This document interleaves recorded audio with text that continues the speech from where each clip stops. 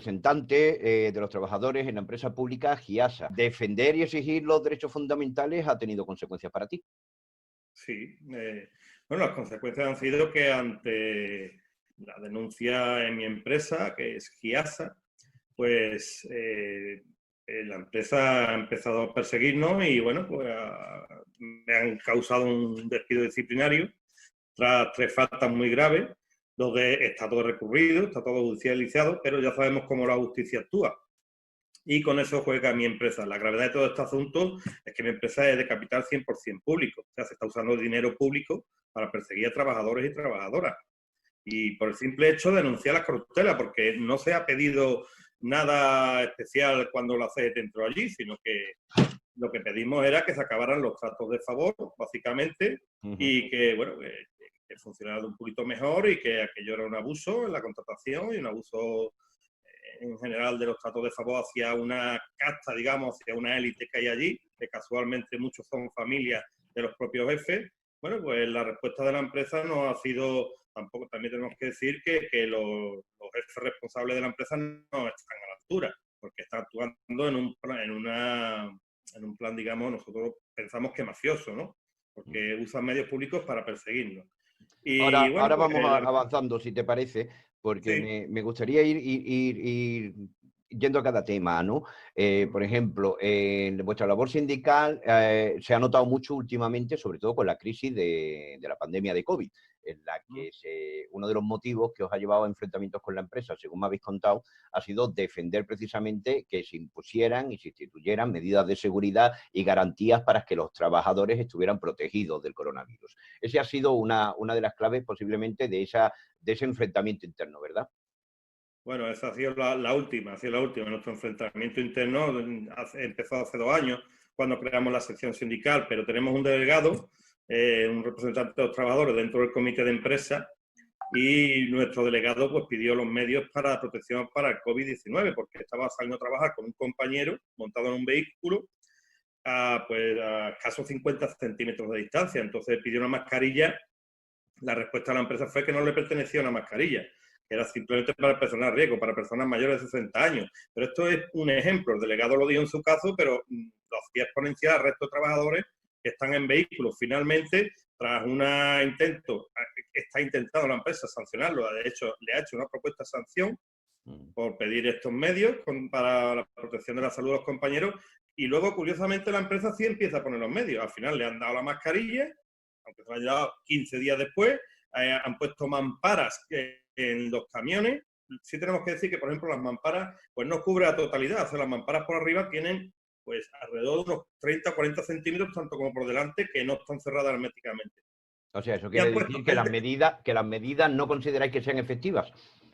Hombre, efectivas son, gracias a Dios, en Huelva somos los que menos tenemos, pero tenemos que ser prudentes y la prudencia va por delante. Entonces pedimos, por ejemplo, nos han comentado compañeros que el gel desinfectante es un simple desengrasante. Barbaridad. Bien, Cosas así, ¿no? Y las mascarillas las dan 20 días después de tener que denunciar a un delegado de personal que no se le da mascarilla y al final se la aportan.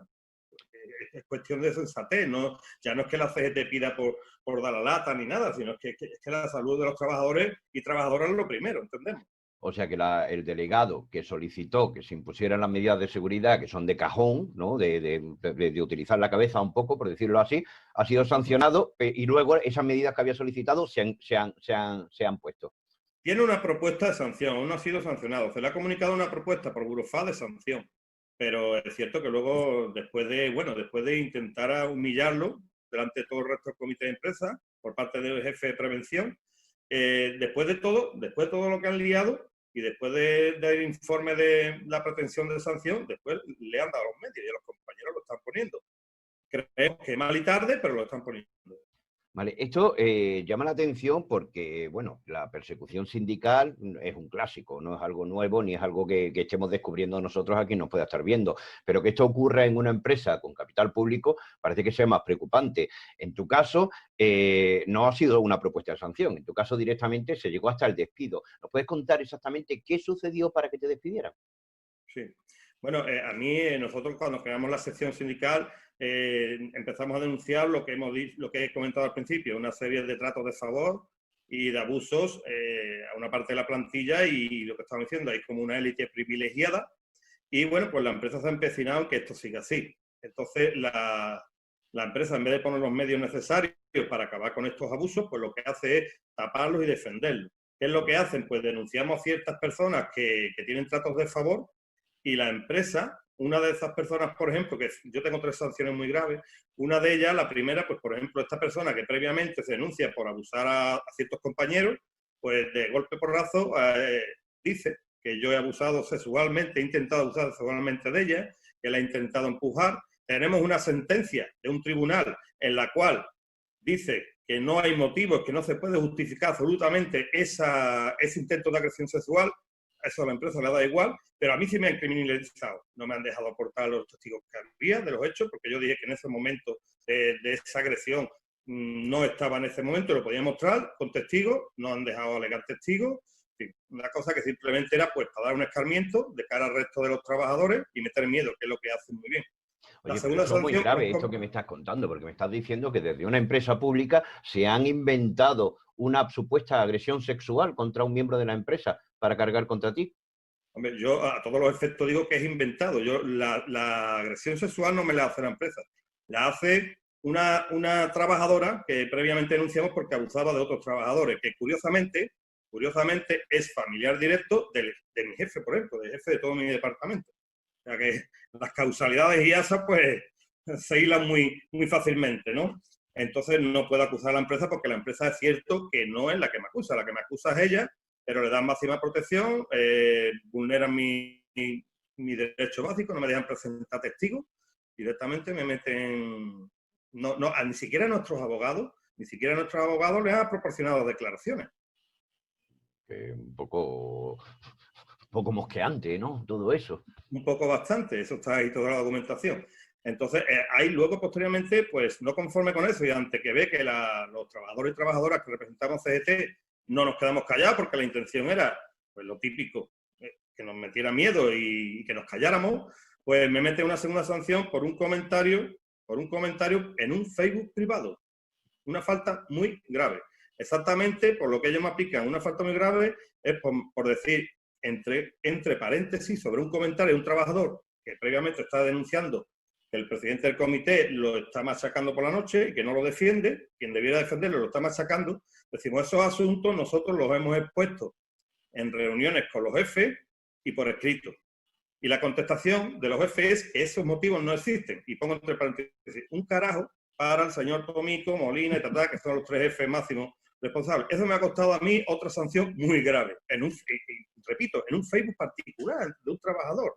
Ni siquiera nada oficial de la empresa, ni nada. O sea, censura propia, censura pura.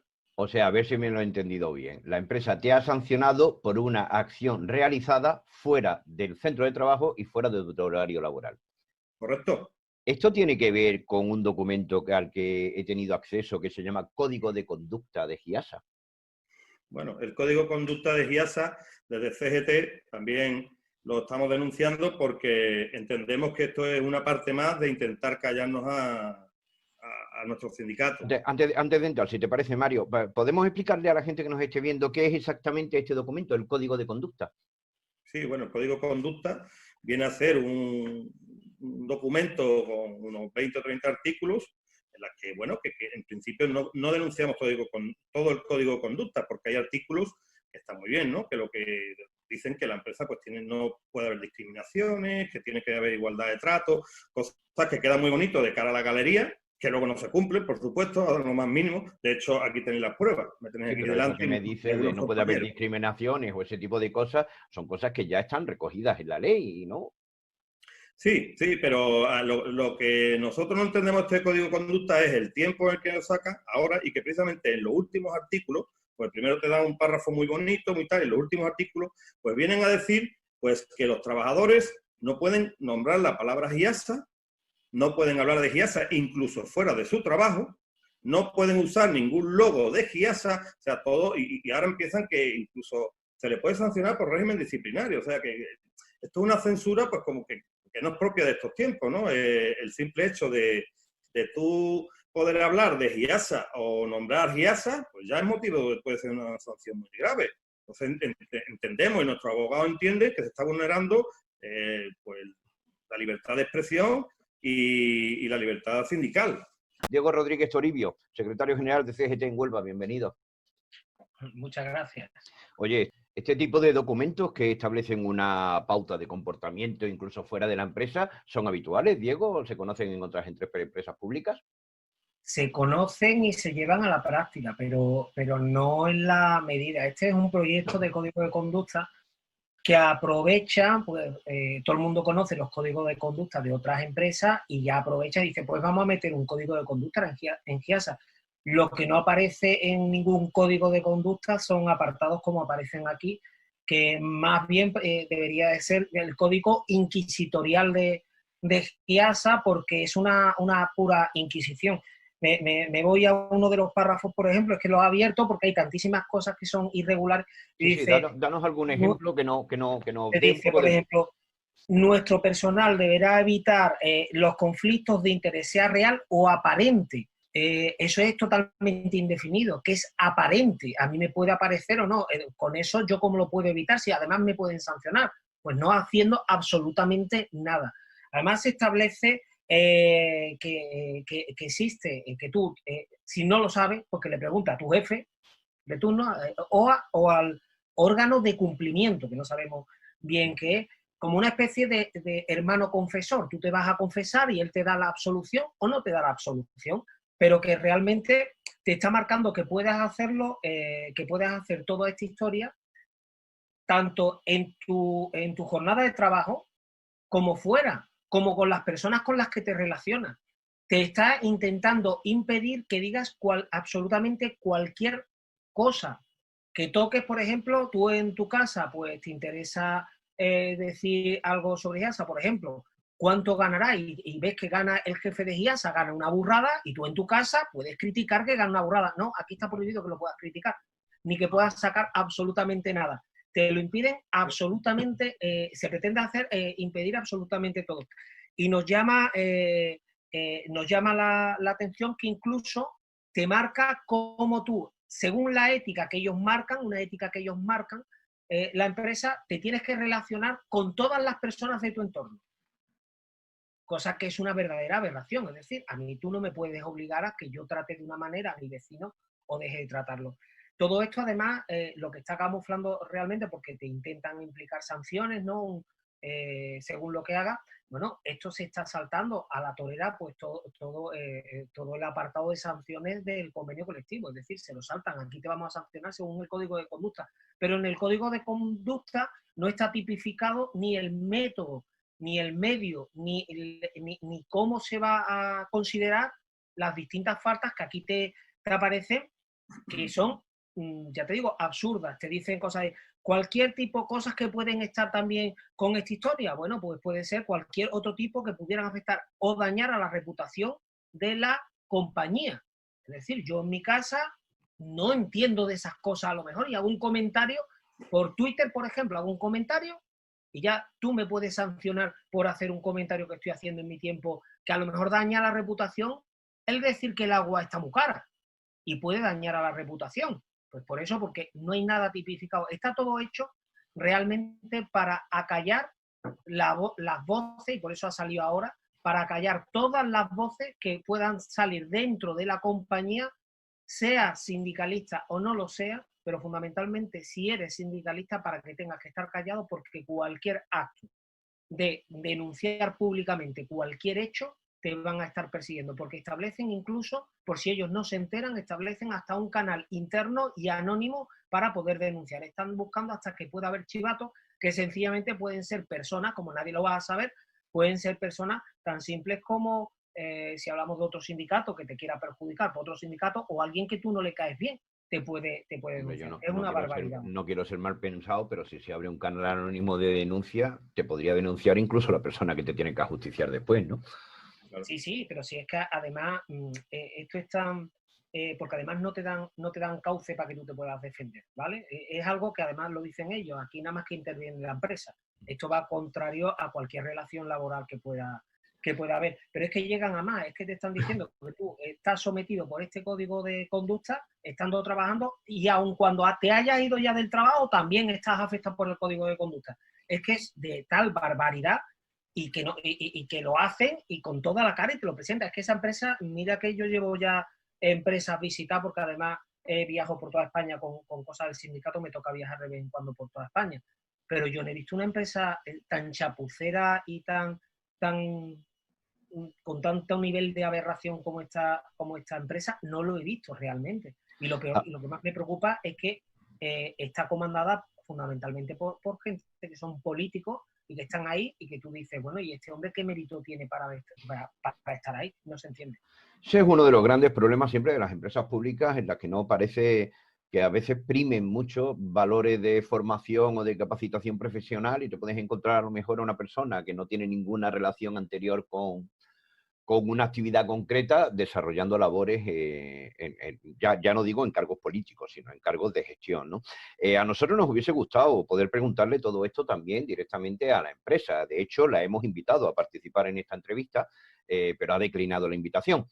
Por lo cual, lo que se pueda decir aquí, siempre tendrán la puerta abierta y cuando quieran pueden venir a ofrecer su versión, que conste y que quede bastante claro. Sí, mira, te leo, si me permites, te leo y que justifiquen esto. Por ejemplo, dice, adicionalmente a todo lo que te ponen anteriormente, dice, nuestro personal deberá poner todo su esfuerzo y los medios que considera adecuados para impedir la revelación no intencional, tú no tienes intencional, bueno, no intencional de la información, prestando especial cuidado a guardar o transmitir información confidencial. Estas obligaciones y requerimientos se mantendrán igualmente exigibles para el caso de que finalice la relación laboral entre la persona y GIASA. Es que es de tamaña barbaridad. Un compromiso de por vida, ¿no?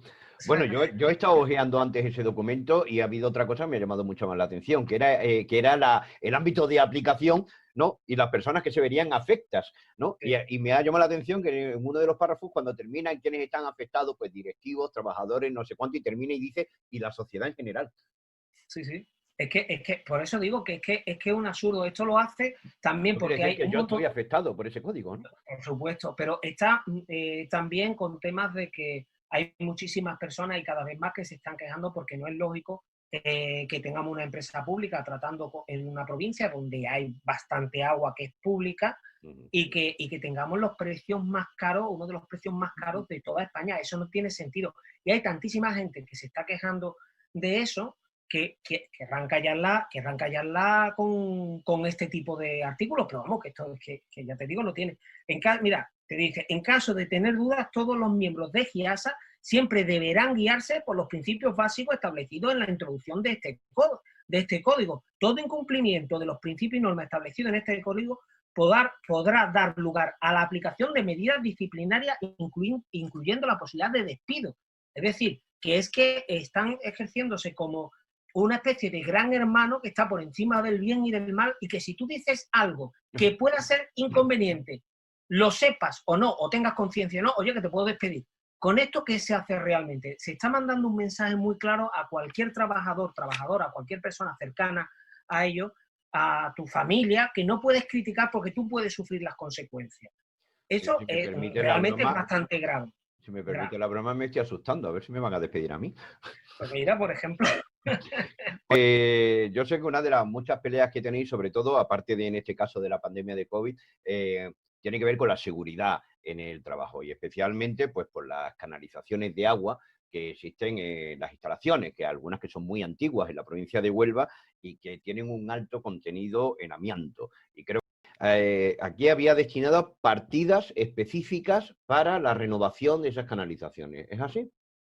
No, lo peor de todo esto es que por el alquiler de esa tubería se pagan cantidades millonarias, ¿vale? Se ha pagado, pero estamos hablando de millones, porque se hacen contratos a largo plazo a través de la mancomunidad, para obligar a que a ese pueblo se quede con GIASA. Entonces, esas cantidades, el gran problema, y es la trampa que se ha buscado para esa financiación a muchos ayuntamientos, es que no hay un término finalista, es decir, no se dice, esto va a ser para cambiar tuberías, pero lo lógico es que si tú estás cobrando dinero sobre el precio de las tuberías y sabes que tienes que cambiar tuberías porque se debe de saber, porque si no en manos de quién estamos, Bueno, pues no se ha utilizado en eso. Y ahora se puede decir, y a nosotros se nos ha dicho, es que eso cuesta mucho dinero. ¿Y qué has hecho con el dinero que te habían dado por el alquiler de las tuberías? ¿Dónde te la has gastado? Porque de eso sí tendrían que dar cuenta mucho alcalde. El problema, y alcaldesa, el problema es que no se hace. Y cuando vemos que una empresa pública, a través de una mancomunidad, como es la Mancomunidad de Agua, la MAS, que está gestionando cientos de millones de euros, vemos que se hace este tejemaneje de dinero y vemos que tú dices, bueno, pues entonces si hay una persona responsable de todo esto que tiene que manejar tantísimo dinero, hombre, será una persona que sepa ser gestora. Bueno, pues esta gestora, por ejemplo, la presidenta de la MAS, que es la alcaldesa de Niebla, es una persona que no tiene grandes conocimientos, entendemos, sobre esto, sobre todo porque no tiene los estudios precisos para tener eso, porque al final hubo una plataforma que les obligó por transparencia a que pusieran los estudios y las cuestiones que llevaban. Sí, el perfil profesional, ¿no? Claro, y les obligó, y se veía que los estudios no estaban a la altura de una empresa de este tipo.